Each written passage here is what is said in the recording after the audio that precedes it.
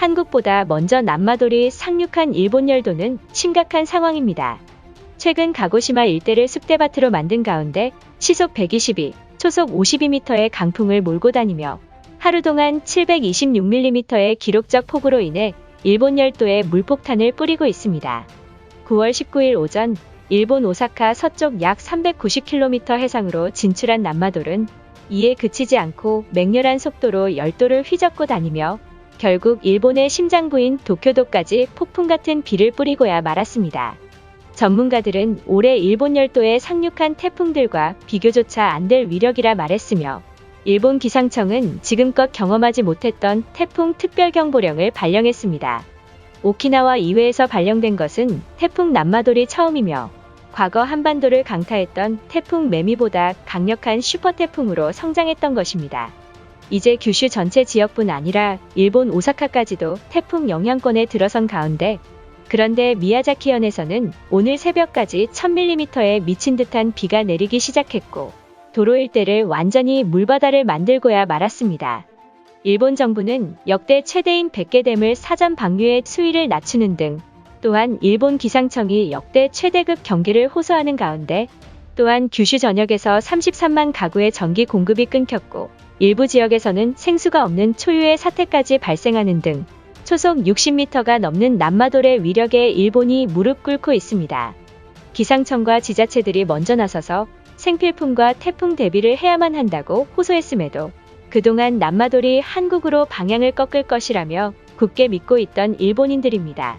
중심기압 960헥토파스칼, 초속 68의 맹렬한 세력으로 북상 중인 남마돌은 서쪽 해안을 따라 올라가다 규슈 중부 또는 북부에서 전향하는 것으로 예상했지만 9월 19일 전문가들을 비웃기라도 한 듯 일본 수도권인 도쿄 23구까지 들이닥치고 있는 모습입니다. 만약 일본의 심장부인 도쿄도까지 강타한다면 태풍 매미를 웃도는 수준이라 경고하고 있던 것입니다. 태풍 상륙 전부터 이미 피해가 발생하기 시작했고 규슈전력 등에 따르면 규슈와 야마구치현에서 전신주가 무너졌으며 35만 가구가 정전 피해를 입었지만 19일 오후 일본이 심상치 않은 모습입니다. 맹렬한 기세로 오사카를 향해 다가오던 남마돌은 하루 726mm가 넘는 폭우가 쏟아지며 슈퍼태풍의 위상을 보여주기 시작했으며 규슈 남부 미야자키에는 나흘간 1000mm에 이르는 큰 비가 한꺼번에 쏟아졌는데 이는 한국의 연간 강수량을 훨씬 웃도는 수준입니다. 문제는 다음 날인 20일 화요일에 걸쳐 일본 열도를 쑥대밭으로 만들 것이라는 예측이 나왔던 것입니다.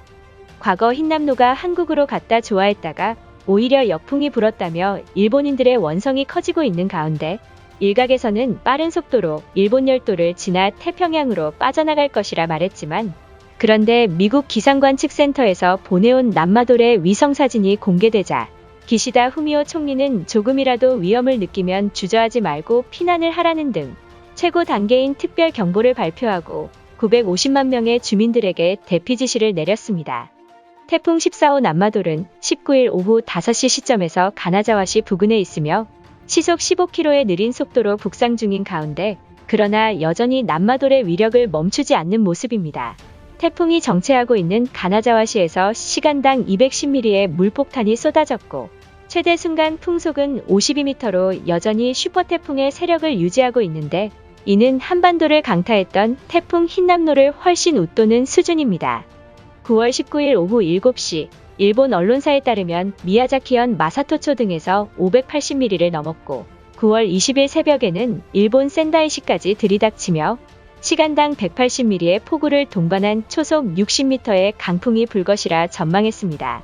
미친 듯한 폭우로 인해 도로가 마치 물바다인 모습이 곳곳에 확인되고 있고 이미 일본 열도 전역에 전신주가 무너지는 대형 사고로 최소 일주일간 정전 복구는 매우 어렵다는 발표가 나왔으며 일본 기상청에 따르면 남마돌이 18일 규슈에 상륙했을 당시 1961년 우리나라에서도 역대 최대급 피해를 남긴 태풍 낸시와 사라에 필적한다 밝혔습니다.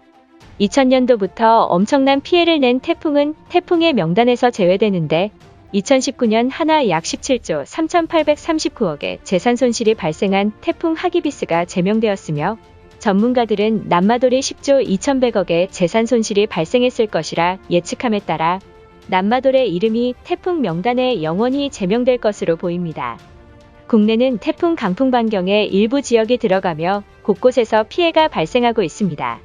8일 낮 12시 태풍 남마돌의 영향으로 제주도 앞바다에 태풍 경보가 발표됨에 따라 태풍 호우 위기경보 수준을 주의해서 경계로 상향한다고 밝혔습니다. 19일 오전 2시 10분쯤 영도구 동삼동에서는 건물 외벽이 떨어져 나갔고, 이날 오전 3시쯤에는 해운대구 우동에서 도로 표지판이 파손되는 등 다수의 신고가 접수돼 소방당국이 안전조치를 취하고 있습니다.